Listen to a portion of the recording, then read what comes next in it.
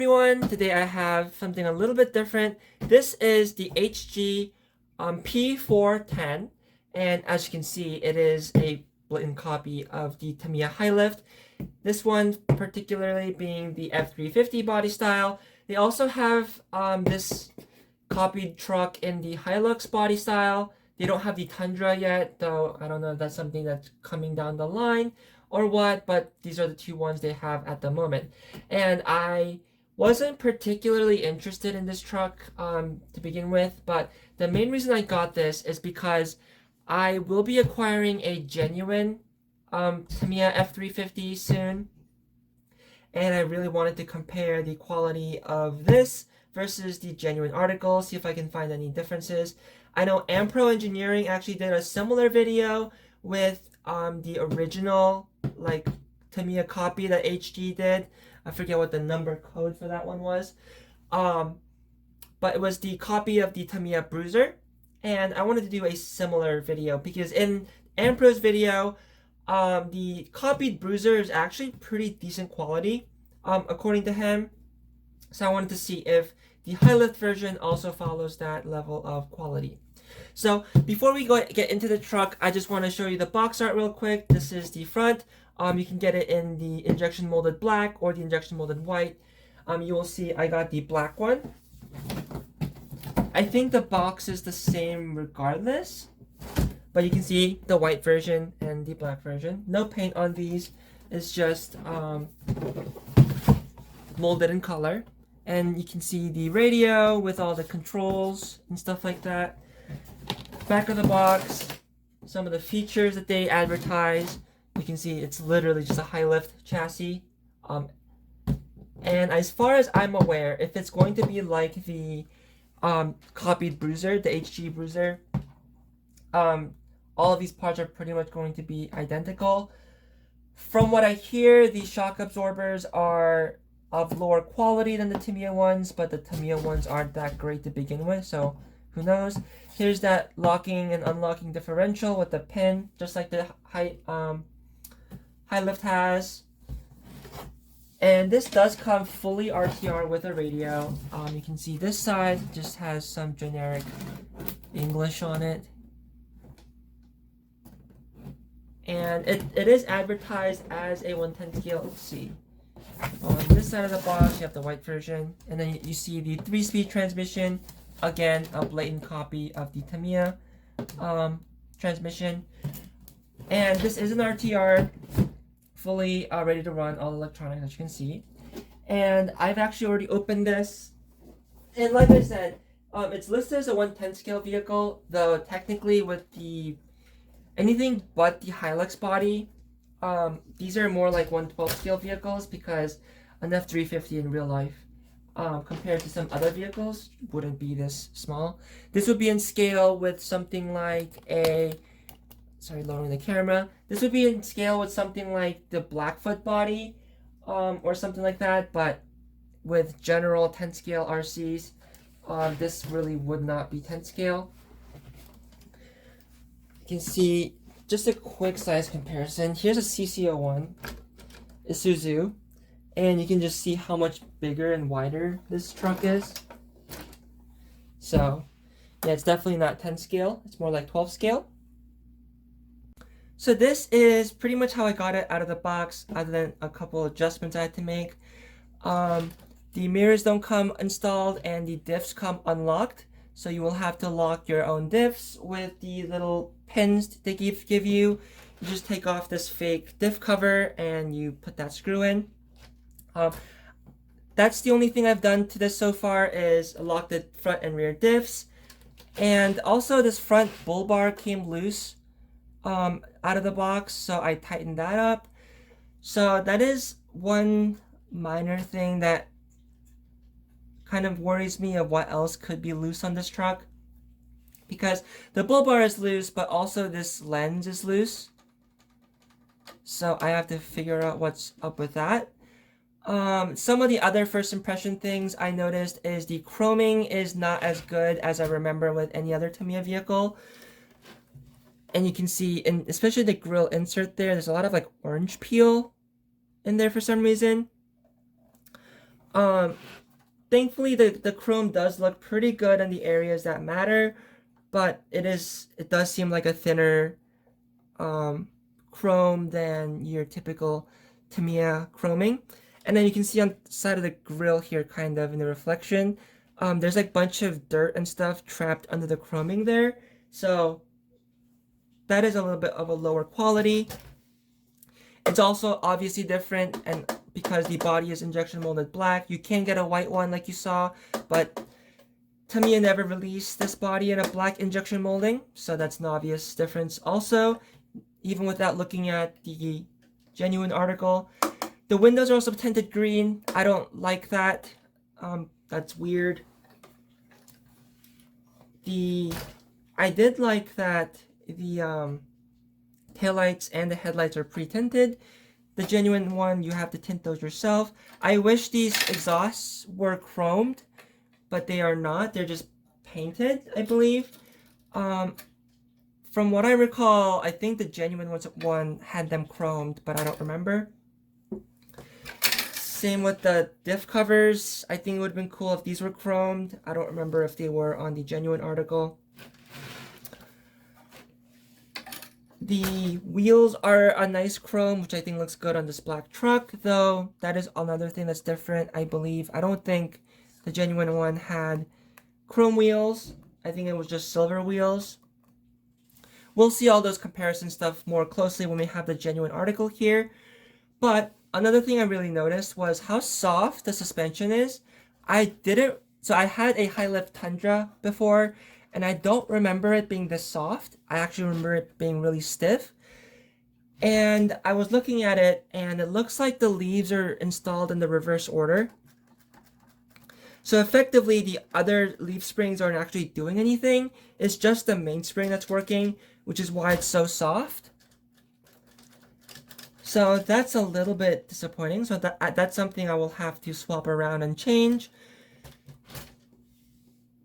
I will obviously have to install the mirrors. I actually don't like this bull bar, so I will be removing that. And then these wheels and tires, even on the genuine one, aren't very good. I like the look of the wheels, but I want something a little bit different. So I will be throwing these really brodozer looking wheels with these Proline BF Goodrich Class 1 tires on here. I think that'll look pretty good. But before we get into all of that, let's see what else came in the box. It came with these stickers because they do call it a Raptor 4x4 pickup truck rally car. Interesting. So it comes with these like stickers. The forbidden Ford F350 Raptor, I guess, on a pre-Raptor generation Ford. And then other like knockoff generic Ford style stickers, and then a knockoff Michigan license plate that says Wild Speed instead of Michigan. So that's interesting. I won't be using any of those stickers.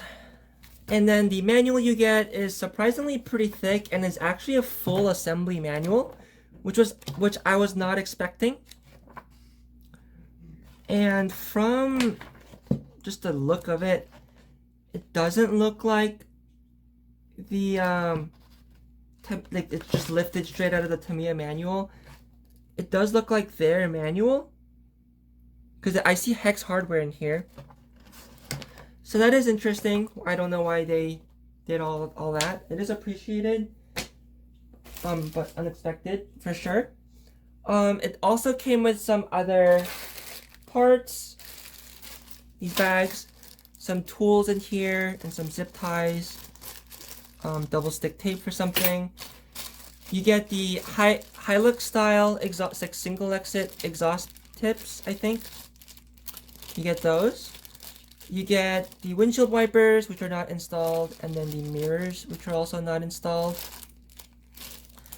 And then you get this link set for your rear, I believe, steer, if you want to lock that out, because it does come with 4-wheel steer out of the box. But that's all the in-box stuff out of the way. Oh, also most importantly, you want to see the radio.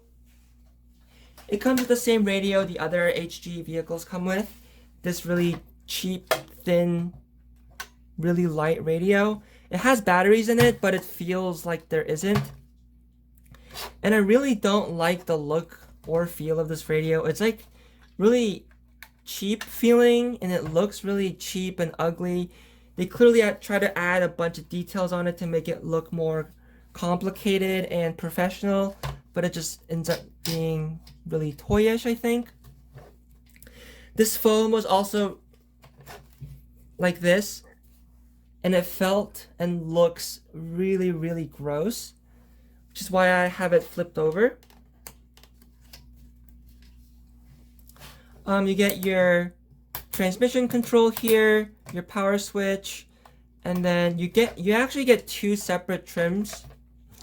You get your front trim, and then your rear trim, and then your steering dual rate, steering and throttle reverse, and then you have your four-wheel steer mode selector button here, and the LEDs there. Definitely an interesting little radio. I still do not plan to use this for very long, mainly because it's impossible to drive it one-handed without some sort of thumbstick.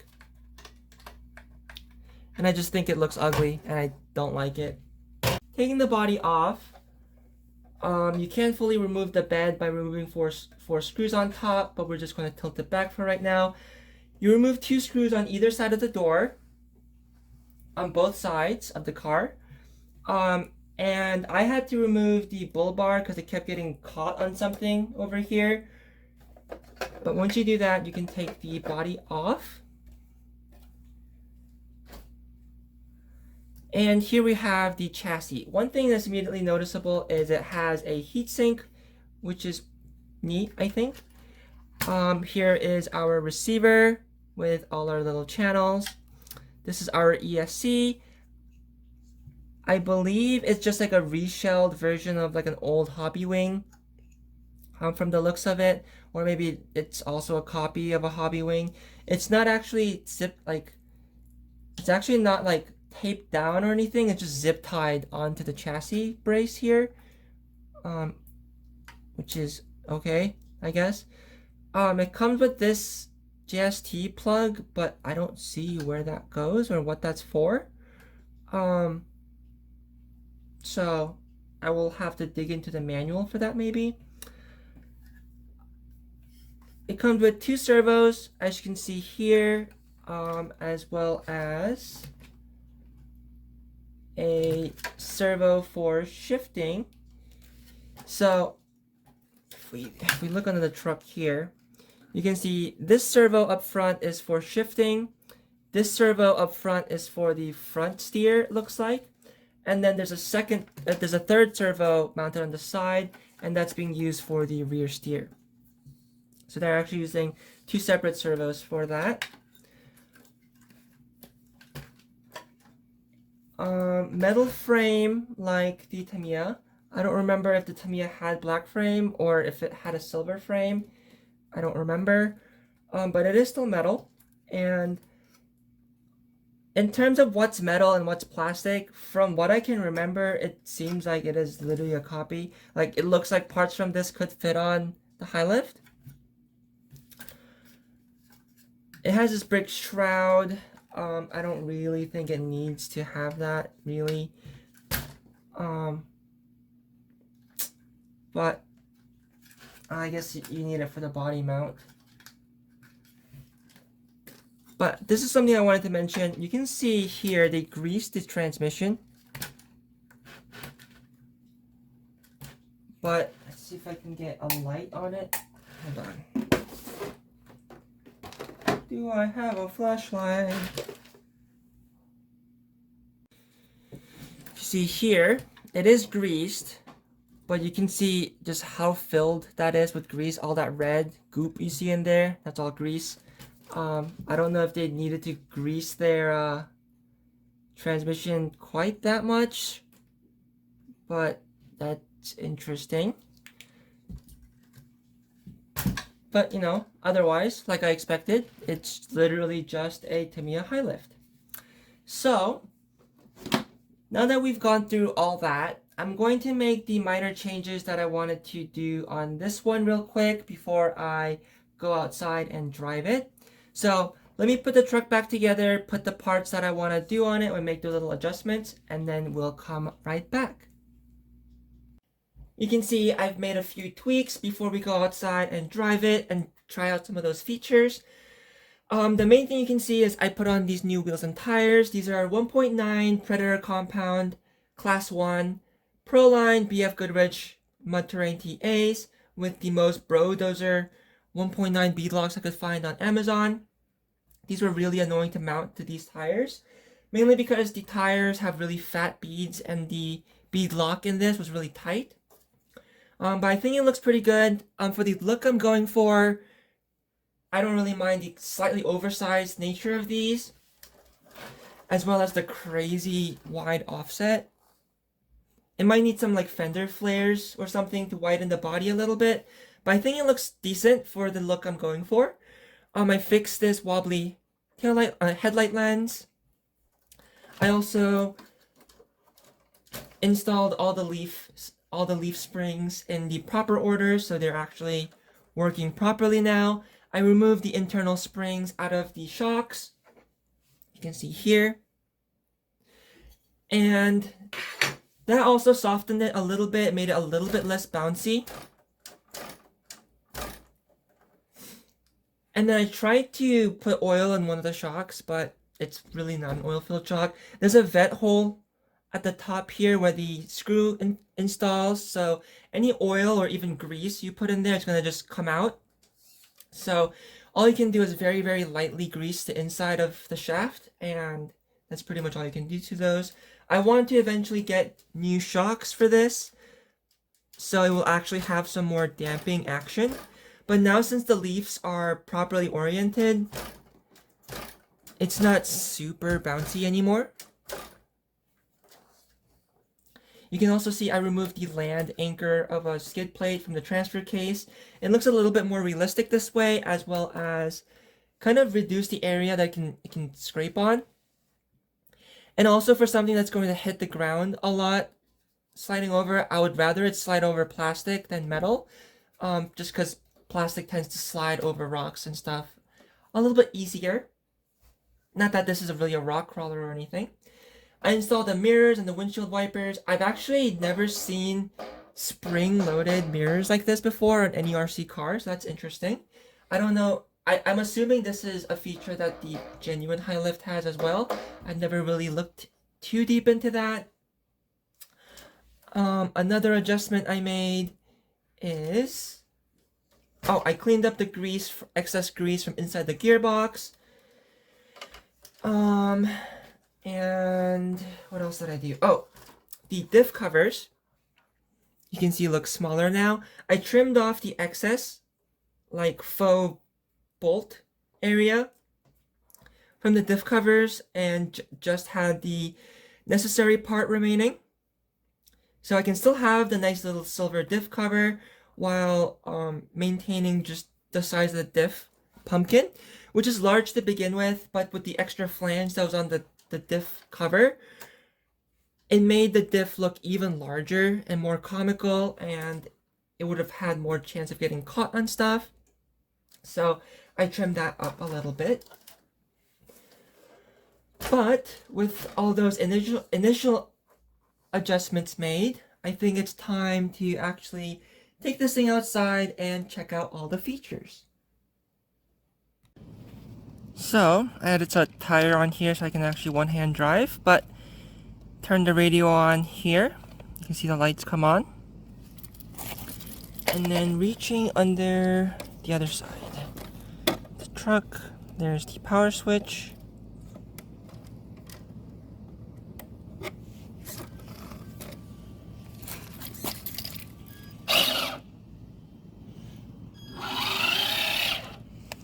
So, this is where we have our transmission.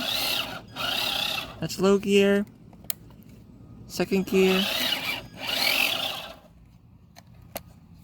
high gear. This is our front steering trim.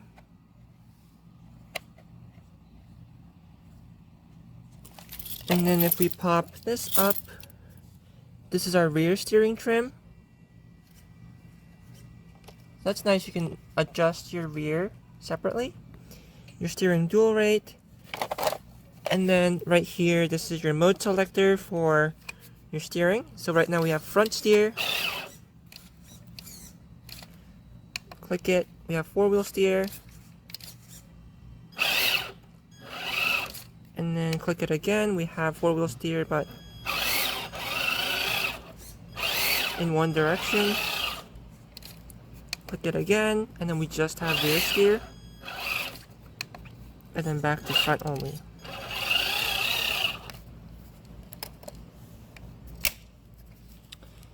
So, let's take it out for a little drive. One thing immediately I'm noticing is the servos are pretty weak.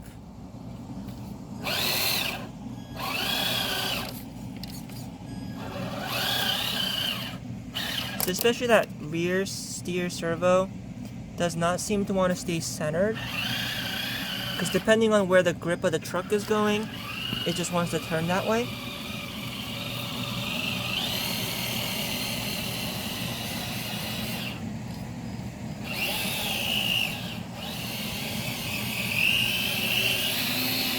This is top speed with low gear.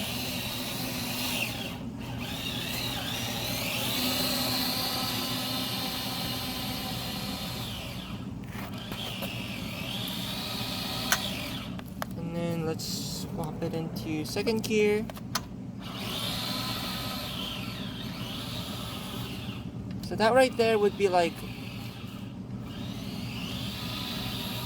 a high gear in like any other normal 2-speed transmission car. And then it's pretty quick at this speed. And there's like no drag brake, but there is still instant reverse. And then finally in the high gear, it's just scary fast. It definitely feels like the truck was flipped over. It's really sketchy in third speed, so I'd probably keep it in second gear at most. And you can see the alignment of the truck is, that rear servo is really not cutting it.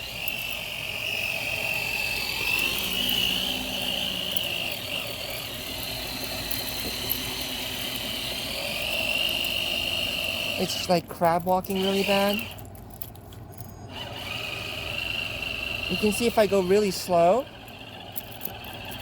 it'll go pretty straight, but then if I put any sort of torque into the rear end just starts moving all around, which is not great.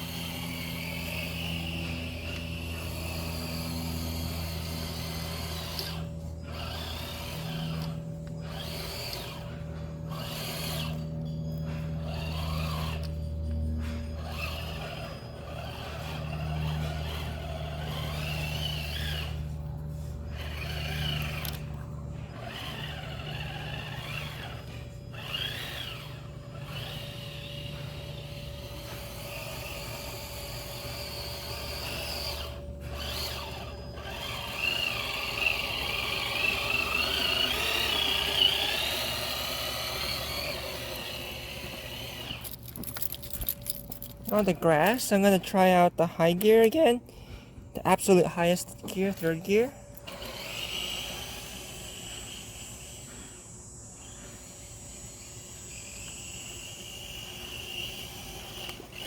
Ooh, that is uncomfortably fast.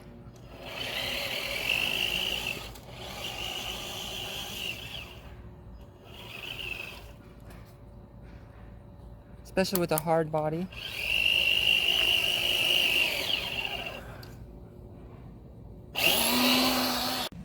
the more I try to drive this thing, the more apparent it's just really frustrating.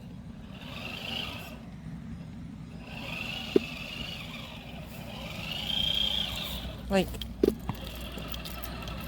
I'm desperately trying to get this thing to steer and just go straight. And they're just not wanting to do that.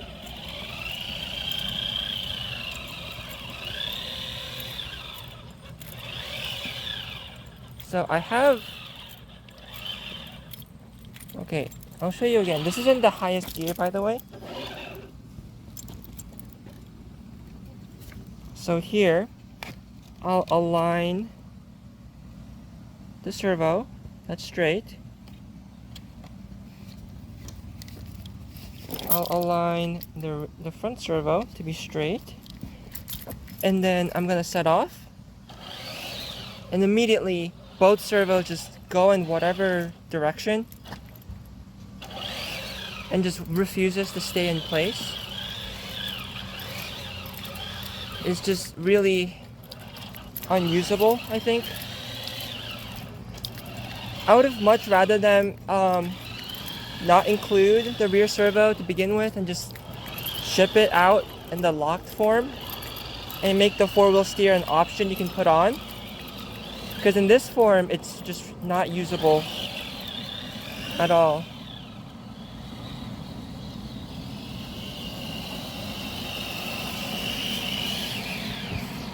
You can see with the better tires and the minimal clearance improvements, it does have the potential to be a pretty decent trail truck.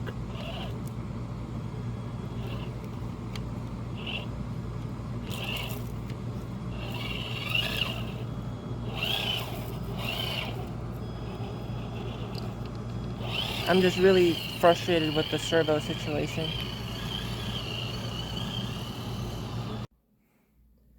As we saw, this truck is more than a little bit steering challenged, and the obvious factor are the weak servos.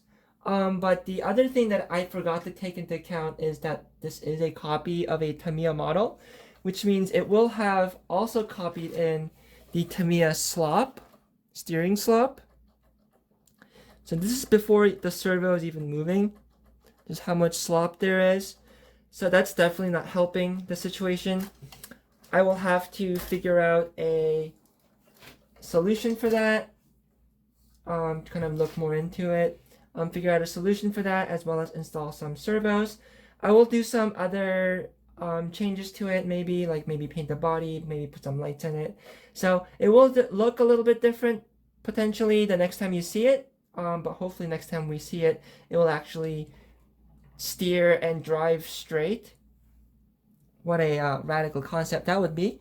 But for now, that I think is a pretty comprehensive look at the HG P410 Tamiya High Lift F350 clone. I hope everyone found this video informative or entertaining. And as always, I hope everyone has a great day and have fun with RC.